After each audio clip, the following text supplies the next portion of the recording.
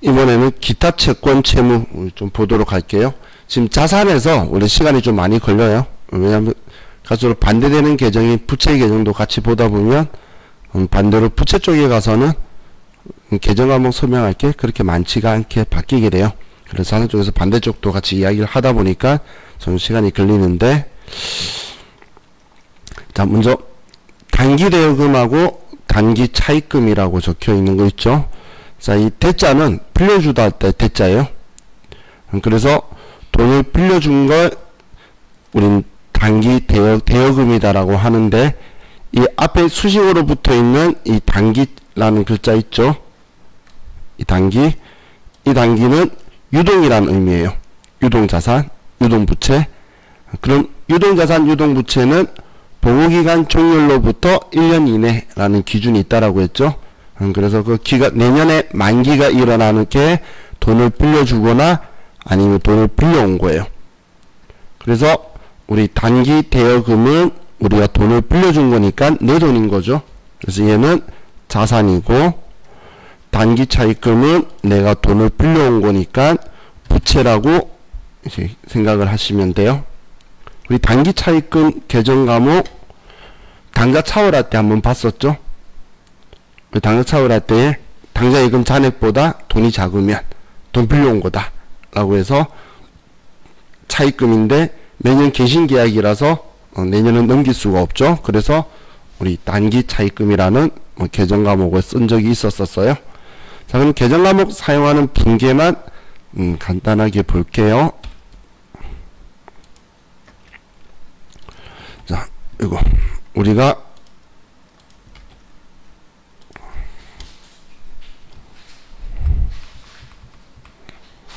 자, 첫 번째에 대여, 돈을 빌려주면, 자, 대여하는데 1년간 대여를 했다라고 볼게요. 그럼 돈 빌려주면 나한테서 돈이 나가야 되겠죠. 돈 빌려주면 그래서 돈을 줘야 빌려준 거잖아. 그래서 내가 돈을 상대방에게 돈을 빌려줘요. 자, 보통 예금에서 돈을 100만원 빌려주면 나는 차변에 이 돈 준 이유가 빌려준 거다 라고 해서, 근데 만기가 내년 이내에 일어나면 단기 대여금, 그 위에도 채권이죠. A라는 사람한테 돈 빌려줘서 이제 만기 되면 돈을 받아야 된다. 자, 이렇게 써두게 되는 거예요. 그랬다가 이제 만기 시 이자 20만원과 함께 수령을 하면 우리는 차변에 이제 돈을 받는데 원금하고 이자와 같이 합쳐서 120만원을 받아요. 그럼 120만원 받은 걸 차변에 쓰면 대변에는 그럼 뭐 때문에 들어왔는지 써야 되겠죠? 그럼 들어온 거는 이제 빌려줬던 돈 받았으니까 치워야지. 그래서 단기 대여금 A 거래처 거 얘 100만원이다 라고 먼저 쓰고, 그럼 차이 나는 이 20만원은 지금 이자 받은 거죠. 자, 이자를 받으면 이자 수익, 그리고 이자를 주면 이자 비용이다 라고 쓸 거예요. 그래서 지금은 20만원 이자를 차변에 받은 거죠. 그래서 이 20만원은 이자 수익이다 이렇게 써둘 거예요. 그럼 반대로 우리가 차입 1년간 차입을 했다라고 볼게요.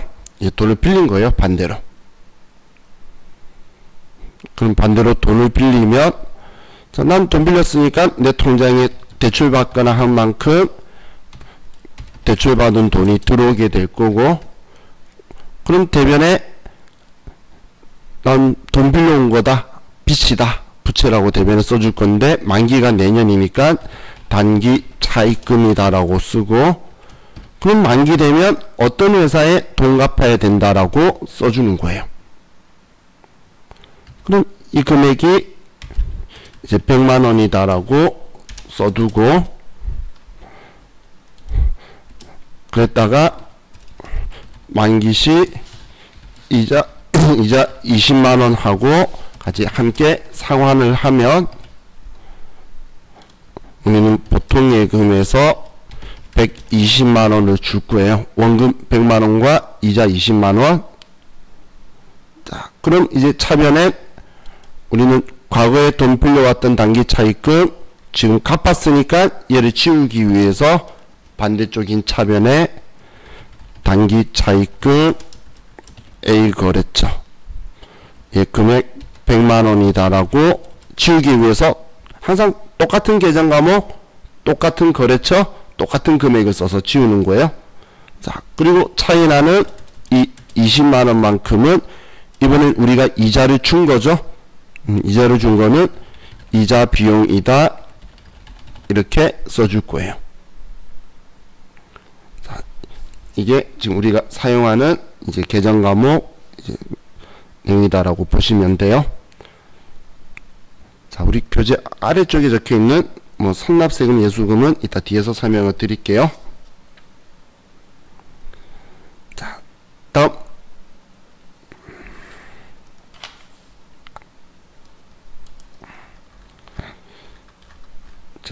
다음 페이지에 우리 PDF 파일 77페이지 교재 102페이지에 보면 미지급금과 미수금이라고 적혀 있죠. 자, 이건 특별하게 말 안 해도 여러분들이 이제 뭔지 아실 것 같아요. 일반적인 상거래가 아닌 거래 있죠. 지금 여기 아래도 상품 원재료 이외의 물품을 외상이나 어음 발행해서 했을 때 그때는 우리는 미지급금이다라고 쓰는 거고, 우리가 상품이나 제품을 판 게 아닌 이외의 물건을 팔았을 때 그때 우리는 오늘 돈 못 받으면 어음이든 외상이든 미수금이다라고 하는 일반적인 상거래가 아닐 때에 사용하는 계정 과목이고, 이걸 제가 우리 기타 채권, 기타 채무다라고 표현했던 거예요. 자, 이건 나중에 또 같이 더 보면 되니까 이제 79페이지로 가서 79페이지에 선급금하고 선수금을 볼게요.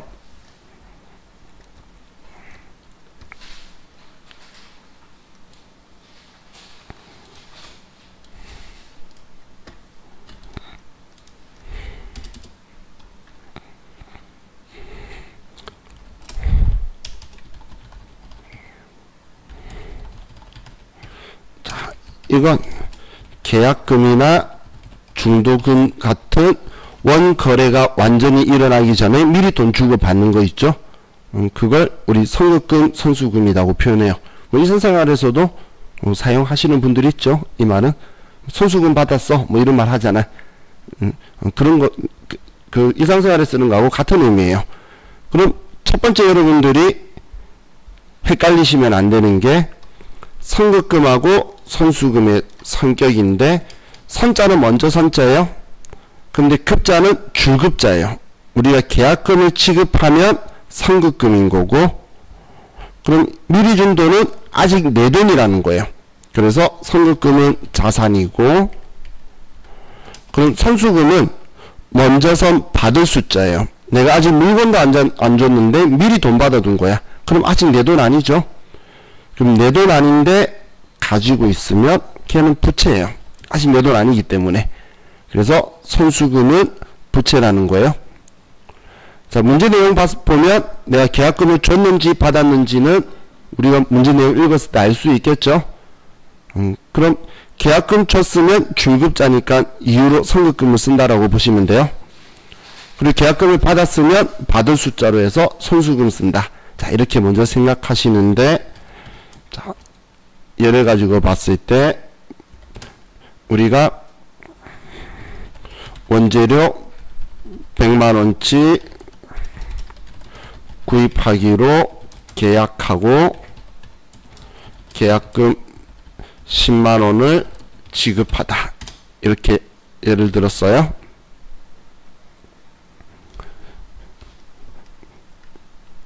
그럼 원재료 100만원치 구입하기로 계약한 부분까지는 회계상의 거래가 아니에요.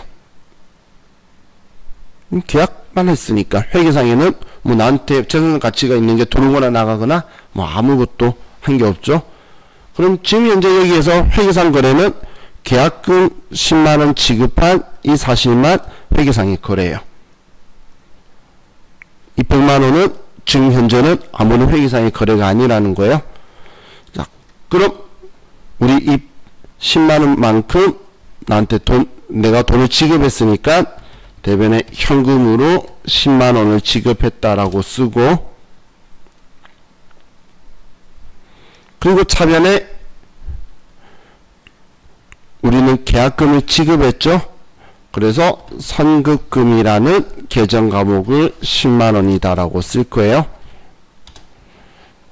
자, 그런데 이 선급금은 자, 상대방이 내가 계약금 줬는데 물건 못 만들어서 혹은 물건을 못 파는 상황이래요. 그럼 이 돈 돌려받아야 되겠죠. 그럼 상대방은 나한테 아직 원재료를 넘기기 전까지는 그 돈은 내 돈이지 상대방 돈이 아니라는 거예요. 근데 지금 이 돈을 줬으니까 내 돈인데 다른 사람이 가지고 있죠.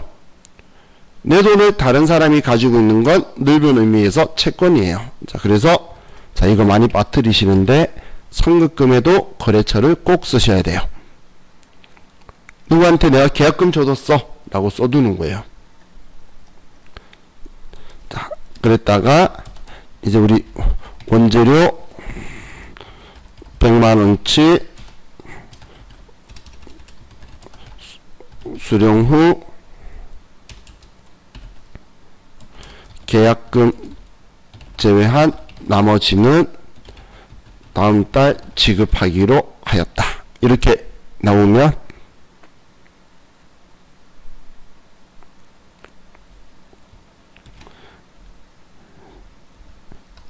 이제 우리는 원재료를 받겠죠. 그럼 원재료 받았으니까 차변에 원재료다 100만원 이렇게 쓰고, 원재료 100만원치 받고 위에 계약금 10만원 뺀 나머지는 다음 달에 주기로 한 거예요. 그럼 100만원 쓰고 대변에 우리가 다음 달에는 90만원만 주면 되죠. 90만원. 그럼 90만원을 외상했어요. 그럼 또 우리가 바로 생각할 거는 일반적인 상거래냐. 일반적인 상거래네요. 그러면 외상 매입금이다. 거래처. 얘는 90만원을 다음 달에 지급할 거다. 그럼 차이 나는 10만원은 어떻게 정리해야 되죠? 이제는 물건 받았으니까 미리 준 돈 아니잖아. 20만원이. 그죠? 이제 물건 받았잖아. 그렇기 때문에 과거에 계약금 지급할 때 적어뒀던 선급금을 이제 지워주는 거예요.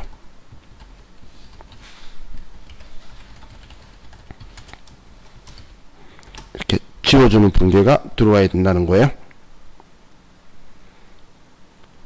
그럼 이 선급금은 원거래가 있기 이전까지만 쓰는 거고, 만약 중도금이 있었으면 중도금도 선급금이라고 써서 같이 다 모아뒀을 거예요. 그랬다가 물건 받았을 때 이제 계약금 준 게 아니죠. 계약금 빼고 줄 거니까 계약금이다라고 적었던 거 지운 거예요. 이쪽에. 이해가시나요? 자, 그럼 반대로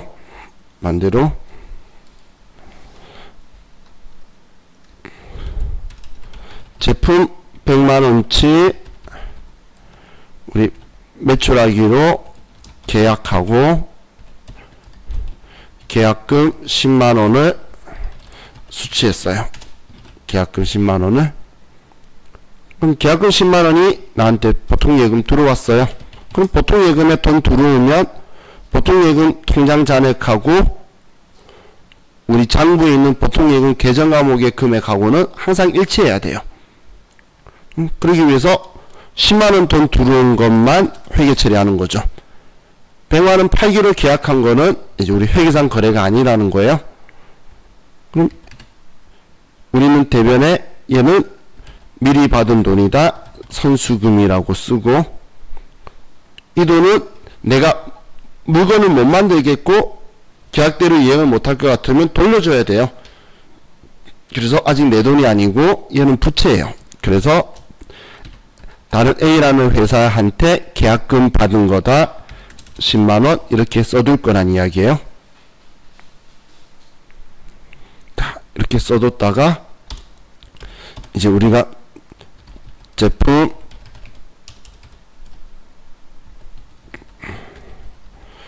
(100만원을) 매출하고 이제 계약금 10만원을 제외한 나머지는 어음을 수치해서 하면 어음을 수치를 하면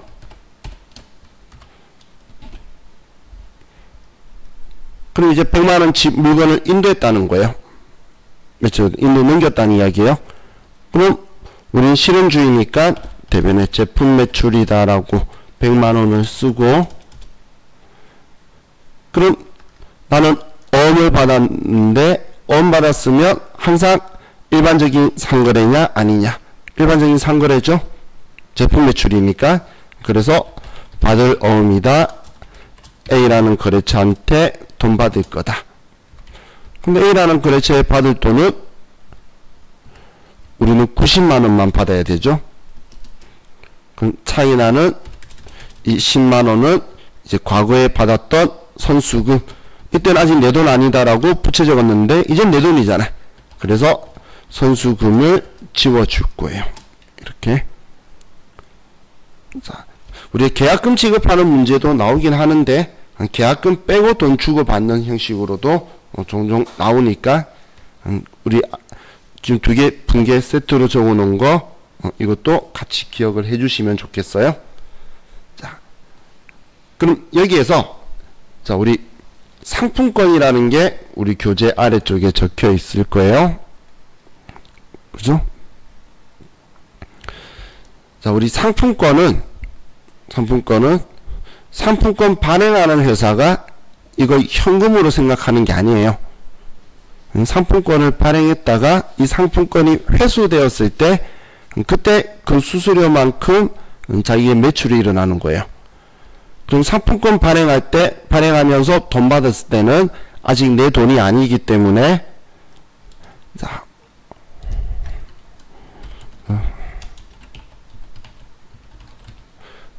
매출에 대해서 볼게요. 자, 상품권 발행할 때는 우리가 100만원짜리 상품권을 발행을 했어요. 그럼 100만원 받고 상품권 100만원짜리를 주겠죠. 그러면 나는 현금으로 100만원을 받고 이때 선수금이다라고 써둘 거예요. 선수금. 자, 여기에서 참고로 우리 상품권에 대해서 회계에서는 얘를 계정 과목을 상품권 선수금으로 중요하게 따질 거예요. 상품권에 대한 회계도 특이한 특성이 있고 마일리지에 대한 특성들도 있기 때문에 따로 따질 건데, 근데 세법에서는 그냥 선수금이라고 써요. 별로 의미 없어요. 둘 다 공통점은 내 돈 아니라는 거예요.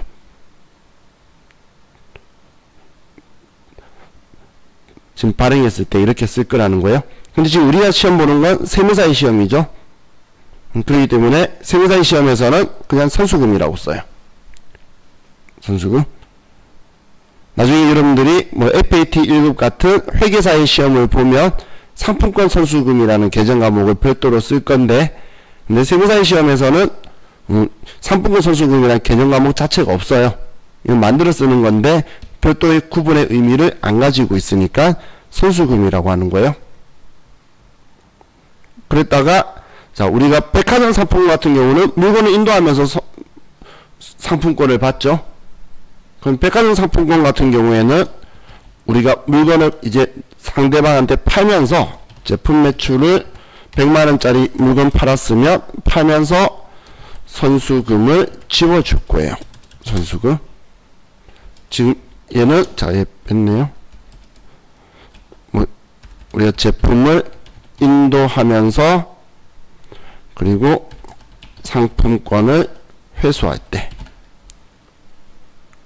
이때 우리는 선수금을 지울 거예요. 자, 근데 이 분계에서 조금 허전한 게 있지 않나요? 거래처. 그죠? 자, 우리가 거래처를 선수금이라는 계정 과목은 일반적으로 쓰는 게 맞아요. 쓰는 게 맞는데, 그런데 거래처 상대방이 다수이거나 혹은 하나밖에 없는 국가일 때, 지방자치단체 말고 국가일 때는 거래처를 안 써요. 자, 여러분도 상품권 살 때 여러분 누군지 물어보던가요? 안 물어보죠? 한마디로 쓸 수가 없는 상황이죠. 누구한테 얼마짜리 팔았다 일일이 쓰는 거 아니라는 거예요. 그래서 우리 거래처가 중요하지 않고 특정 다수가 있을 때는 거래처를 얘는 안 쓰는 거예요. 지금 안 쓴다고 이야기한 건 상품권인 경우. 또 하나인 국가라고 말하는 건 대한민국인 경우예요. 어디 세무서 이런 건 써요. 신문에서 어디 세무서에 돈 들어올 거다 쓰는 건데 그게 아니고 그냥 하나뿐인 국가일 때, 이땐 이제 또 거래처를 좀 안 써요. 자, 이게 우리 상품권 계정 과목을 우리 선수금으로 쓰는 건데, 전에 이게 세무이금에 나왔던 거예요. 그래서 많은 사람이 저한테 나와서 말했어요. 물건 팔고 우리가 발행한 상품권으로 회수했는데 상품권 계정 과목이 뭐예요? 라고 하는 순간 제 마음이 아팠어요. 상품권 계정 과목 뭐예요? 라고 생각하는 것보단 발행할 때 선수금 썼으니까 얘 회수했으면 선수금 지워야지. 그죠? 그렇게 생각을 잡으면 되겠죠. 하지만 저렴한 표현으로 우리 시험 목적으로, 세무사의 시험 목적으로는 그냥 상품권은 선수금이라 생각하셔도 돼요.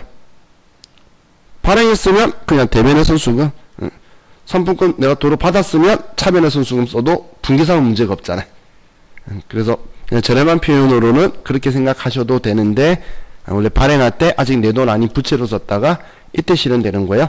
근데 이건 지금 백화점 상품권인데, 백화점 상품권이 아닌 일반 가맹점 만드는 상품권은 가맹점한테 돈 주면서 차이 나는 인센티브만 매출로 잡을 거예요. 이게 서로에 좀 차이가 있다라고 보시면 돼요. 자, 이제 다음 페이지로 넘겨서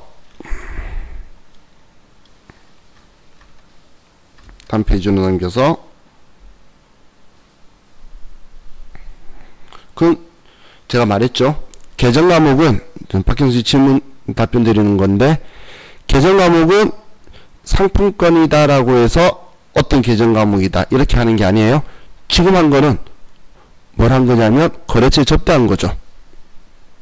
지금 저한테 이거는 선수금이 아니고 접대한 거예요. 접대비라고 쓸 거예요.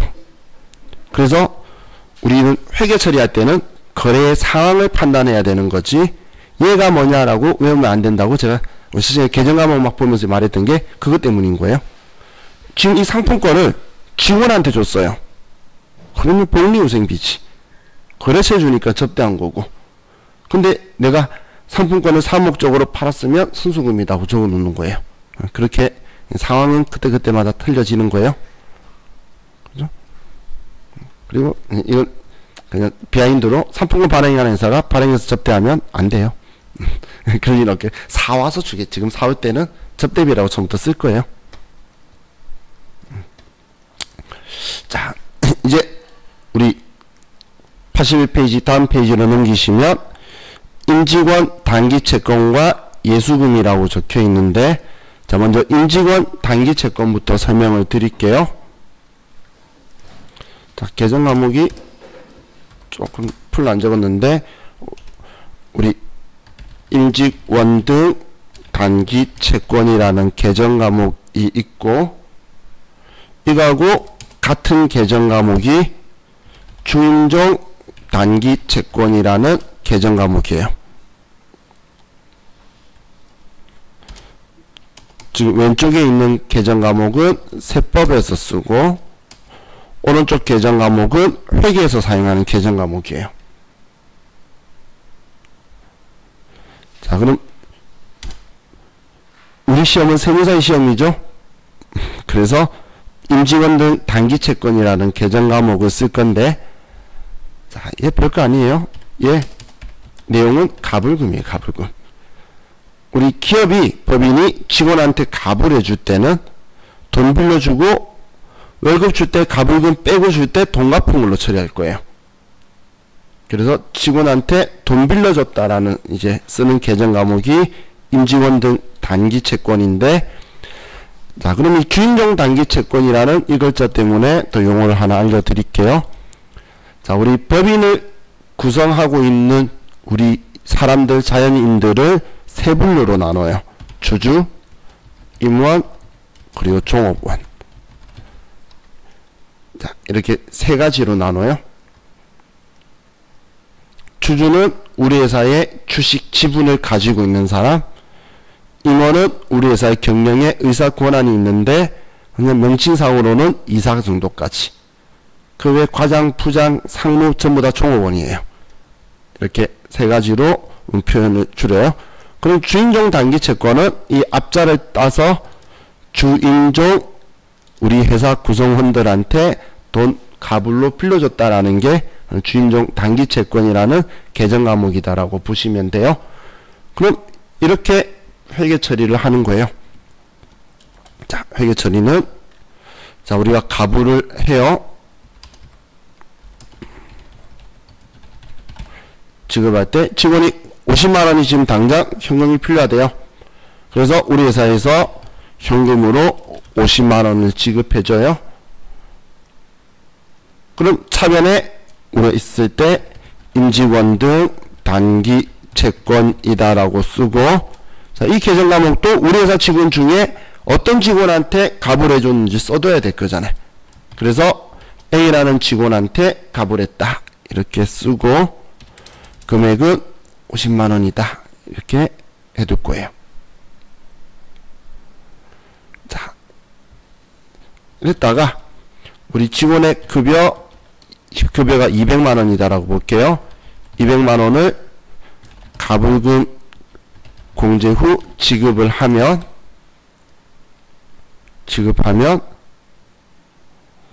자, 일단 우리 직원한테 이제 월급을 이체해요. 보통 요금으로. 그럼 150만원만 주면 되겠죠. 가불 50만원 했었으니까. 그러면 150만원의 돈을 지급하고, 그럼 차변에 월급을 준 이유를 돈 나간 이유를 쓸 건데 그게 급여 준 거잖아요. 그럼 우리 사무직 직원이나 이런 사람의 급여의 계정 과목이 급여예요. 급여.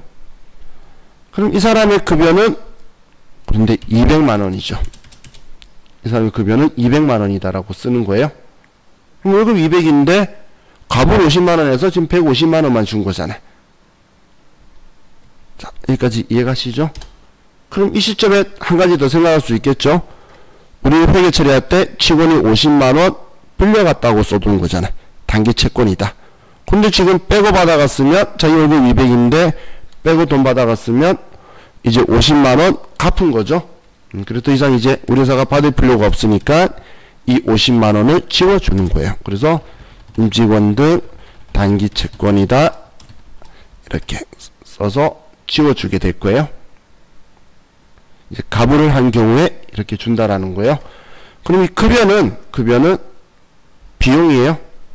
우리 법인 입장에서 직원들한테 월급 줬는데, 상여금 줬는데, 퇴직금 줬는데, 그렇다고 해서 제3자 가치가 있는 게 들어오는 게 없죠. 그냥 돈 주고 끝이에요. 우리 법인 입장에서는. 그렇기 때문에 직원들에게 뭐 급여 성격으로 뭐 주는 건 전부 다 비용 처리하는 거예요. 그럼 분계 원리는 급여 지급할 때는 급여 총 얼마인데 얼마 빼고 줬다 이렇게 분계가 될 거예요. 뺀 게 어떤 거다 이런 식으로 처리가 되게 될 거예요. 자, 그럼 여기에서 이제 조금 더 나가서 예수금이라는 계정 과목을 좀 볼게요. 예수금. 자, 여러분들 회사에서 혹시 사장님이 예수했냐 뭐 이런 표현하는 거 들어본 적 있으신가요? 부채? 부채가 어디서 했죠? 지금 부채가 자산인데 얘? 얘는 지은 거고.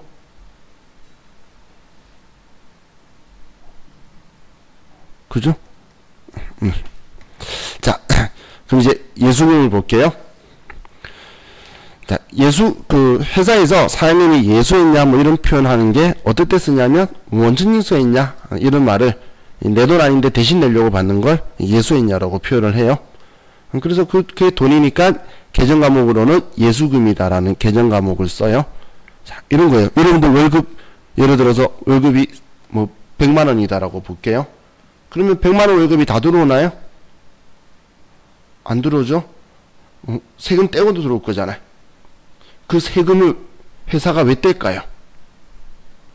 국가가 여러분들이 세금 낼 거라는 믿음이 없어서 그래요.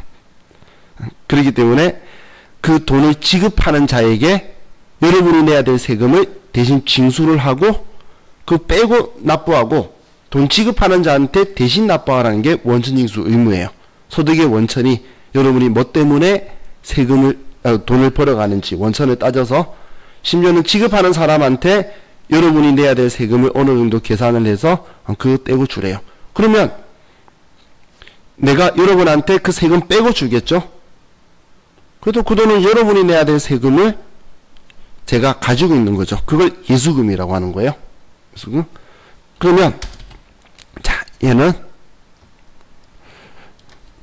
예를 들어 내가 급여를 지급을 해요. 급여가 300만 원이다라고 볼게요. 300만 원. 그런데 이 사람이 내야 될 소득세가 20만 원이다라고 하면 보통 예금으로 280만 원만 지급할 거예요. 그럼 차이나는 이 20만 원을 우리는 예수금이라는 계정 과목을 쓰게 돼요. 예수금. 자, 죄송해요. 얘는 자, 급여 지급 시 소득세 원천 징수한 거 지금 예를 드는 거예요. 그럼 이 예수금은 우리 회사 돈 아니죠. 물론 여러분한테 여러분 급여라고 생각하고 제가 법인이라고 생각하면 여러분한테 300만 원 주고 여러분이 20만 원을 납부해야 되는데 근데 여러분이 20만 원 안 내고 사라질까봐 지급하는 저한테 280만 원만 주고 여러분 돈인 220만 원은 저보고 가지고 있으라는 거예요. 저는 300만 원 내 돈 아니야 라고 비용 처리하고 끝내는 건데 이 20만 원을 안 주고 여러분 돈인데 가지고 있어서 이 예수금이다라고 쓰는데 제가 잘못했네요. 이 예수금은 내 돈 아니기 때문에 부채예요. 예수금은 자, 그럼 원천징수 예상 신고서는 다음 달 10일까지 신고하고 납부를 하죠. 물론 반기 납부자는 6개월마다지만 어떻게든 1년 넘어갈 일은 죽었다 깨어나도 없어요. 그렇기 때문에 이거는 유동부채로 분류가 돼요. 그럼 내 돈 아니고 부채인데 여기 거래처는 그럼 우리가 회사의 직원이 한 명일까요? 100명이면 100명 걸 일일이 예수금이라고 다 써서 하는 건 정말 말도 안 되는 이야기죠. 이런 다수일 때도 거래처를 안 쓰는 거예요. 그럼 이렇게 했다가 다음 달 원천징수 이행 상황 신고하면서 우리 소득세 납부하게 되면 이건 직원이죠. 직원 소득세 납부할 때 그때 대변에 보통 예금이다 20만원 납부하고 이제 얘 지금 부채라 그랬잖아. 근데 납부했죠. 이거 부채라 그랬는데 보통 예금으로 줬으니까 이제 얘 지우는 거예요. 그래서 차변에 예수금이다 20만원 이렇게 써둘 거예요.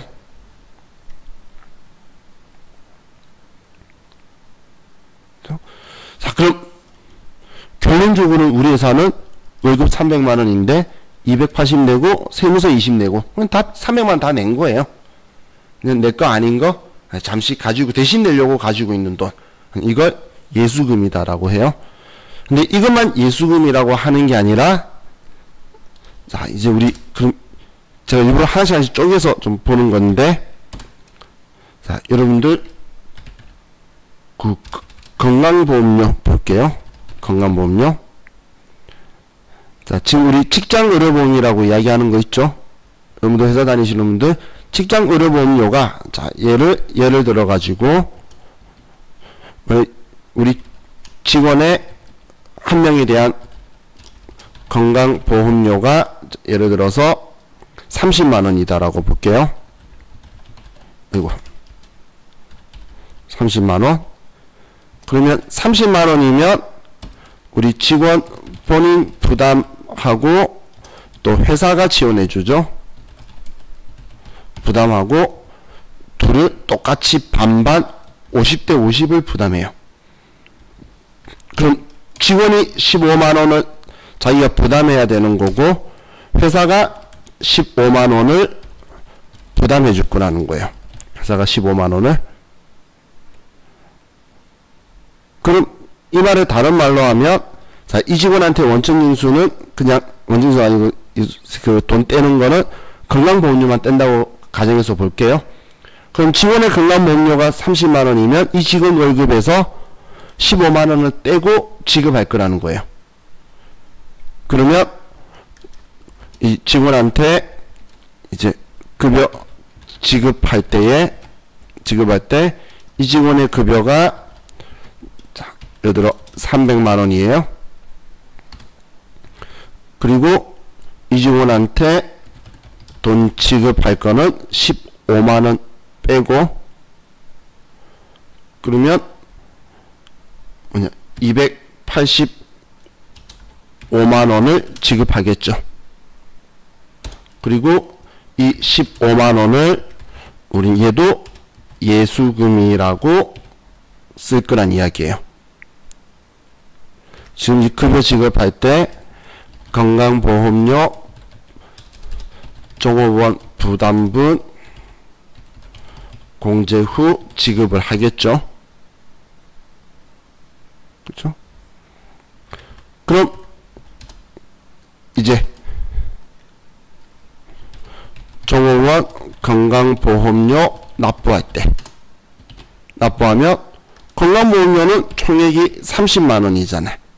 그러면 보통 예금에서 나가는 돈은 30만원이에요.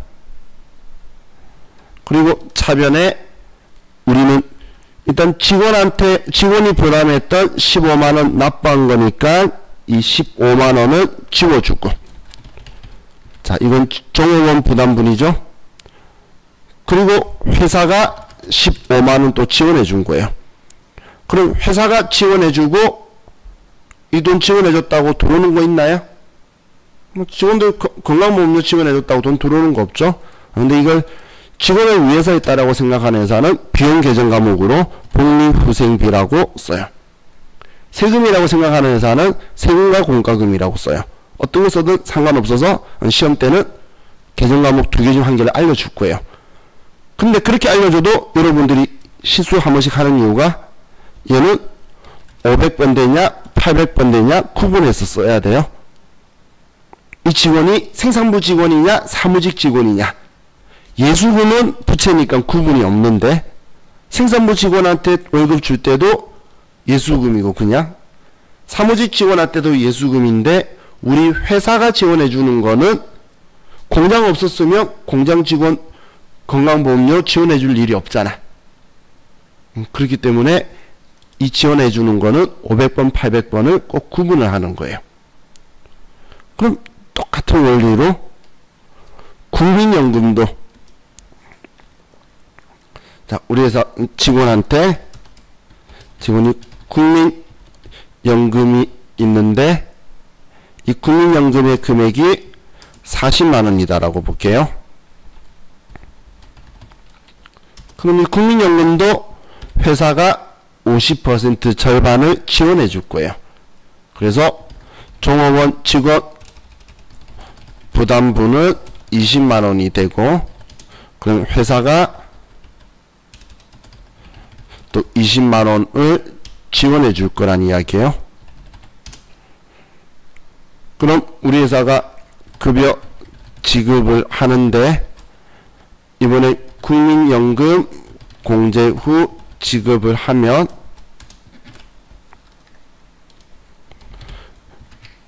급여 300만원, 그리고 우리 보통 예금에서 돈을 280만원 지급하고 이 20만원은 예수금이라고 또 써두는 거예요. 그럼 지금 이야기하는 건 대신 내려고 가지고 있는 건 전부 다 예수금이다라고 쓰고 있죠. 예수금이라고 썼다가 이제 우리 종업원 국민연금 납부를 하게 되면 대변에 보통예금으로 40만원을 납부하고, 그럼 이제 직원한테 원천징수처럼 뗐던 공제했던 이 예수금을 이제 납부했으니까 지우고, 나머지 20만원은 우리 회사가 지원해주죠.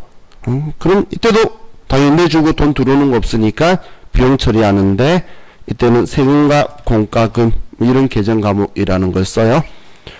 그럼 복리후생비는 직원을 위해서 쓴 거, 세금이라 생각하면 세금 내는 계정 과목이 세금과 공과금이라는 계정 과목을 써요. 그럼 얘도 비용 계정 과목이에요. 그래서 어떤 직원이냐라는 걸 500번대, 800번대를 구분을 해서 써주셔야 돼요. 500번, 800번대를 어떤 직원의 국민연금을 지원한 거냐라는 걸 이제 생각을 해야 된다라는 거예요. 자, 그럼 이거 가지고 한 가지 얘만 섞어서 예전에 만들어 한번 생각해보고 저 쓸게요.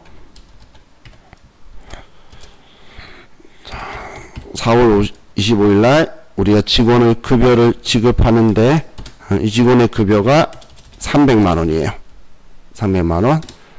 근데 이 직원의 소득세, 지방소득세가 20만원이고,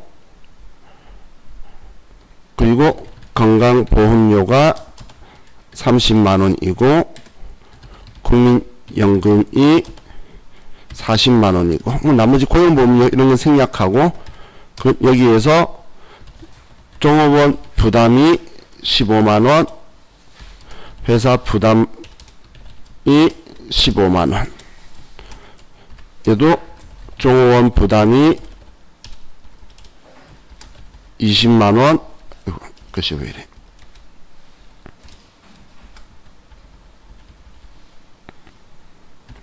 회사 부담이 20만원. 자, 시험에는 이런 식으로 자료를 줄 거예요. 다 같이 합쳐져서 한 방에. 한 방에. 자, 그럼 이제 이 상황에서 분개를 하면 당연히 월급 주는 거니까 대변에 보통 예금에서 돈 나갈 거고, 그리고 돈 나가는 이유는 월급 줬어요. 차변에 급여다라고 쓰고, 근데 급여가 300만원이에요. 300만원. 근데 대변에, 자, 그럼 우리가 원천징수하고 지금 지급하지 않는 걸 예수금이라고 할 건데, 자, 그럼 예수금의 금액은 소득세 떼고 직원이 부담할 건강보험료와 직원이 부담할 국민연금 이것만 빼고 나머지는 지급하겠죠. 직원한테 돈 급여 지급할 때는 이 세금이야. 뭐 직원이 자기가 알아서 다 부담해야 되는 거예요. 그럼 얘네들 다 합치면 55만원이네요. 그럼 이 예수금이 55만원이 되고, 그럼 이거 빼고 245만원을 지급하게 되는 거예요. 자, 어떻게 이 분개됐는지 이해가시나요? 지금 위에서 했던 걸 그냥 한 번에 합쳐가지고 쏙 그냥 줄여버린 거죠. 지금 이 빨간색만 직원이 부담해야 되는 거. 직원의 세금을 회사가 대신 내주는 건 없어요. 부담해주는 건 없어요. 납부만 해주는 거지. 그죠? 그래서 직원이 부담해야 될 이것만 예수금이 되는 거예요. 그럼 우리는 다음 달 10일 날 원천징수 이행사항 신고도 하고, 그것 때문에 건강보험료나 사대보험 통합고지서도 다음 달 10일까지로 일부 다 맞춰놨어요, 이놈들이. 그죠? 그러면 사업소득세는 상관없죠. 사업소득세는 왜? 지금 여기서 이야기하고 있어. 이 사람은 지금 근로소득자니까 급여지. 그죠? 이따가 교육훈련비나 이런 거 할 때 설명드릴게요. 똑같이 예수금이에요. 자, 그럼 이제 5월 10일 날 우리 원천징수 총액 납부를 한다라고 볼게요. 그럼 우리가 총 납부해야 되는 돈은 20, 30, 40 해서 90만원 납부해야 되죠. 그죠? 소득세 20만원 납부해야 되고 건강보험료 30만원, 국민연금 40만원. 우리 회사가 납부해야 되는 보통 예금은 90만원이에요. 90만원.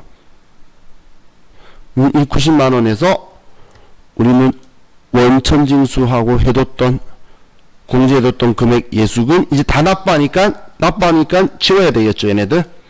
그래서 이제 예수금이다 금액 55만원이다 라고 쓰고, 그럼 이제 여기에서 건강보험료 지원하고 있어요. 얘를 복리후생비라 쓴다면 복리후생비 사업부 직원이라면 800번대. 그럼 우리 회사가 지원해주는 돈 15만원을 쓰고 나머지 20만원은 이제 세금과 공과금 800번대다 이렇게 다 같이 합쳐져서 나올 거라는 거예요. 그럼 직원이 부담한 거는 전부 다 예수금이고 우리 회사가 지원해 주는 건 우리 복리후생비나 세금과 공과금 같은 이 개정 과목으로 쓰게 될 거예요. 자, 우리 시험에서는 주로 건강보험료를 복리후생비라 쓰고 그리고 국민연금을 세금과 공과라고 주로 많이 쓰고 있어서 제가 이렇게 쓴 거지 꼭 이 개정 과목을 써야 되는 게 아니에요. 회사가 지원해 주는 돈. 여러분 회사에 보시면 그냥 회사의 사장님의 마음 혹은 회계 담당자의 첫 시작할 때의 마음 가지고 계속 그냥 국민연금이든 건강보험료든 지원해 주는 걸 전부 다 복리후생비로 쓰거나 전부 다 세금과 공과로 쓰거나 한 번 결정하면 전부 다 그걸로 써버려요. 그런데 이제 우리 시험 때는 이런 식으로 많이 써라고 하니까 제가 또 금액을 구분해서 생각하려고 이렇게 쓴 거니까. 자, 지금 이야기한 이게 우리 예수금이라는 개정 과목이에요.